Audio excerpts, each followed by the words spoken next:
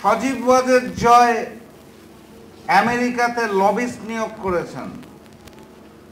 তার উদ্দেশ্য হচ্ছে বাংলাদেশ যে খুব খারাপ অবস্থায় আছে এবং শেখ হাসিনার আমলে বাংলাদেশ ভালো ছিল, এটা আমেরিকাতে প্রচার করতে হবে। নদী সমুদ্র পার হয়ে আমেরিকায় যাওয়ার প্রয়োজন নাই, আমাদের প্রভু ভারত আছে, তাকে যা দিয়েছি সারা জীবন মনে রাখবে। কিসের আমেরিকা? এখন নাকি কোটি কোটি টাকা খরচ করে আমেরিকাতে লবিস্ট নিয়োগ করতে হচ্ছে সজীব ওয়াজেদ জয়ের। শেখ হাসিনার ফোনের আলাপও শুনেছেন।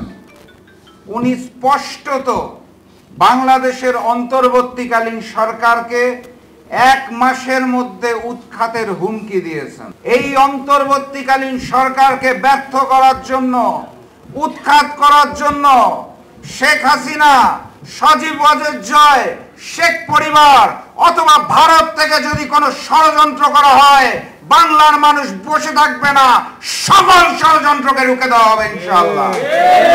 সকলে চোখ কান খোলা রাখবেন। শেখ হাসিনা চলে গেছে, শেখ হাসিনার প্রেতাত্মাদের রেখে গেছে। তারা ষড়যন্ত্র করছে আমাদের বিরুদ্ধে, দেশের বিরুদ্ধে। শেখ হাসিনার রেখে যাওয়া প্রেতাত্মা যারা প্রশাসনে রয়েছে, তাদেরকে বিচারের আওতায় আনুন, চাকুরি থেকে তাদের নিয়োগ বাতিল করুন। আর নতুন নিয়োগের ক্ষেত্রে দয়া করে একটু যাচাই বাছাই করবেন। আওয়ামী প্রেতাত্মাদের আবারও ক্ষমতায় বসিয়েন না। বাংলার মাটিতে ফ্যাসিস্ট শেখ হাসিনা এবং আওয়ামী লীগের রাজনীতি চূড়ান্তভাবে নিষিদ্ধ করতে হবে। শেখ হাসিনা চলে গেছে, ষড়যন্ত্র যায় না। ষড়যন্ত্রের জায়গায় রয়ে গেছে। ডিসি নিয়োগ নিয়ে বাণিজ্য চলছে, আপনারা জানেন, এবং কাকে নিয়োগ দিতে হবে সেই নির্দেশ আসছে ভারত থেকে। দেশ আমার, শেখ হাসিনা নাই, এখনো সিদ্ধান্ত নেওয়ার চেষ্টা চালায় সেই ভারত। সজীব ওয়াজেদ জয় আমেরিকাতে লবিস্ট নিয়োগ করেছেন। তার উদ্দেশ্য হচ্ছে বাংলাদেশ যে খুব খারাপ অবস্থায় আছে এবং শেখ হাসিনার আমলে বাংলাদেশ ভালো ছিল, এটা আমেরিকাতে প্রচার করতে হবে।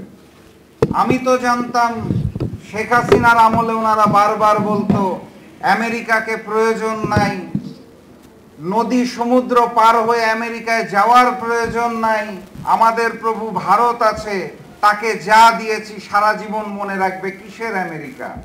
এখন নাকি কোটি কোটি টাকা খরচ করে আমেরিকাতে লবিস্ট নিয়োগ করতে হচ্ছে সজীব ওয়াজেদ জয়ের। আপনারা শেখ হাসিনার ফোনের আলাপও শুনেছেন। উনি স্পষ্টত বাংলাদেশের অন্তর্বর্তীকালীন সরকারকে 1 মাসের মধ্যে উৎখাতের হুমকি দিয়েছেন। আমরা সেই হুমকি শুনেছি, কিন্তু স্পষ্ট ভাষায় জানিয়ে দিতে চাই, এই অন্তর্বর্তীকালীন সরকার ছাত্র জনতা এবং সকল রাজনৈতিক দলের আন্দোলনে হাজারো শহীদের রক্তের বিনিময়ে এই অন্তর্বর্তীকালীন সরকার গঠন হয়েছে। এই অন্তর্বর্তীকালীন সরকারকে ব্যর্থ করার জন্য, উৎখাত করার জন্য শেখ হাসিনা, সজীব ওয়াজেদ জয়, শেখ পরিবার অথবা ভারত থেকে যদি কোনো ষড়যন্ত্র করা হয়, বাংলার মানুষ বসে থাকবে না, সকল ষড়যন্ত্রকে রুখে দেওয়া হবে ইনশাআল্লাহ। সংগ্রামী সাথী এবং বন্ধুগণ, বিগত 16 বছর আমরা ভুলে যাই নাই। কোন ষড়যন্ত্রের সামনে মাথা নত করার জন্য বাংলার তৌহিদি জনতার প্রস্তুত নয়। বিগত 16 বছরে ওরা আমার স্বাধীনতা কেড়ে নিয়েছিল, আমার সার্বভৌমত্বকে গ্রাস করেছিল, গণতন্ত্রকে হরণ করেছিল, ভোটাধিকারকে নিষিদ্ধ করেছিল। ওরা বাংলাদেশকে একটি ভারতের করদ রাজ্য বানাতে চেয়েছিল। বাংলাদেশের জনগণ সেই ষড়যন্ত্র এবং নীল নকশাকে মেনে নেয় নাই বলেই শেখ হাসিনাকে 5 তারিখে লেজ গুটিয়ে তার প্রভু ভারতে পালিয়ে যেতে হয়েছে। কথাবার্তা পরিষ্কার। যদি মনে করে থাকেন 5 তারিখের পরে বিজয় অর্জিত হয়েছে, তাহলে ভুল করবেন। আপনাদের মনে করিয়ে দিতে চাই, চূড়ান্ত বিজয় সেদিন অর্জিত হবে যেদিন বাংলার মানুষ গণতন্ত্র ফেরত পাবে। চূড়ান্ত বিজয় সেদিনই অর্জিত হবে যেদিন দেশের মানুষ নিজের ভোটের অধিকার প্রয়োগ করতে পারবে। তার আগ পর্যন্ত আন্দোলন শেষ হয় নাই। সকলে চোখ কান খোলা রাখবেন। শেখ হাসিনা চলে গেছে, শেখ হাসিনার প্রেতাত্মাদের রেখে গেছে। তারা ষড়যন্ত্র করছে আমাদের বিরুদ্ধে, দেশের বিরুদ্ধে। আর এই অন্তর্বর্তীকালীন সরকারকে অনুরোধ করতে চাই, অনেক সময় গড়িয়ে গেছে, আর গড়িমসি করেন না। শেখ হাসিনার রেখে যাওয়া প্রেতাত্মা যারা প্রশাসনে রয়েছে তাদেরকে বিচারের আওতায় আনুন, চাকুরি থেকে তাদের নিয়োগ বাতিল করুন।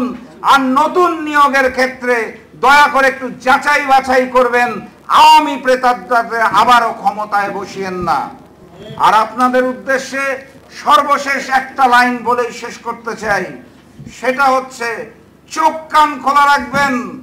ইনশাআল্লাহ ভোটাধিকার প্রয়োগের আগ পর্যন্ত আন্দোলন চলছে, আন্দোলন চলবে, এবং ভারত এবং আওয়ামী লীগের সকল ধরনের ষড়যন্ত্রকে বাংলাদেশ থেকে নিষিদ্ধ করতে হবে। কথা ঠিক?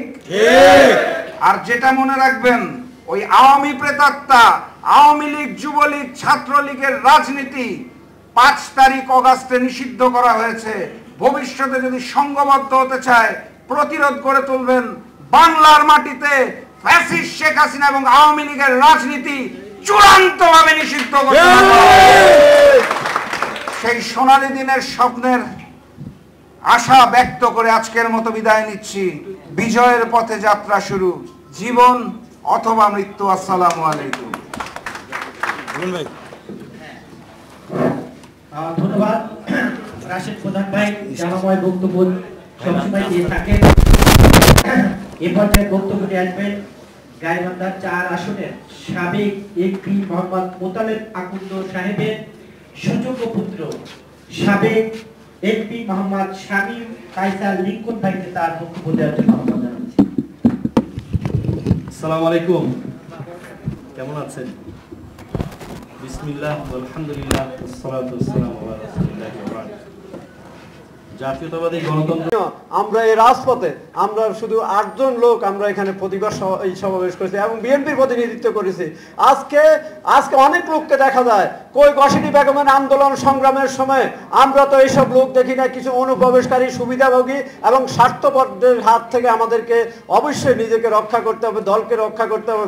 তাই আমাদের প্রিয় নেতা জনাব তারেক রহমানের যে নির্দেশনা এবং তারেক রহমানের যে বার্তা, সেই বার্তাকে উপলব্ধি করে আমাদেরকে সামনের দিকে এগিয়ে যেতে হবে। অথচ আজকে আমরা দেখেছি গসিটি বেগমের দোসররা আজকে বিভিন্ন পাড়ায় মহল্লায় আমার বিএনপি সহ অঙ্গ সহযোগী সংগঠনের নেতৃবৃন্দর উপর ভর করে তারা কিন্তু অপকর্ম করছে, দখলবাজি করছে এবং বিভিন্নভাবে তারা ষড়যন্ত্রে লিপ্ত। অতএব আমাদেরকে সতর্ক থাকতে হবে। পাড়ায় মহল্লায় আমাদেরকে পাড়ায় মহল্লায় আমরা দীর্ঘ 17-18 বছর আন্দোলন সংগ্রামে আমাদের অনেক ভাইকে আমরা হারিয়ে ফেলছি, অনেককে পুঙ্গত্ব বরণ করেছে।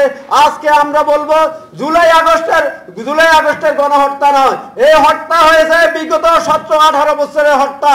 সকল হত্যাকাণ্ডের বিচার করতে হবে এবং যারা শহীদ হয়েছে এই শহীদ পরিবারকে রাষ্ট্রীয়ভাবে সুযোগ সুবিধা দিতে হবে। রাষ্ট্রে আমাদের নেতা, প্রিয় নেতা জনাব তারেক রহমান একটি বার্তা দিয়েছে কিছুদিন আগে, আপনারা জানেন, ফ্যামিলি কার্ড করবে। এই ফ্যামিলি কার্ডের উদ্দেশ্য বিভিন্ন গুণাবলী আছে, বিভিন্ন সুযোগ সুবিধা আছে। সেটা আসলে বিএনপি ক্ষমতা আসলে সেটা আপনারা এটা সুফল পাবেন। আমি সবাইকে আন্তরিকভাবে ধন্যবাদ জানিয়ে আমি আমার বক্তব্য এখানে শেষ করছি। আর মুক্তার আকন্দ সহ সকল নেতৃবৃন্দকে ধন্যবাদ জানাই। আসসালামু আলাইকুম।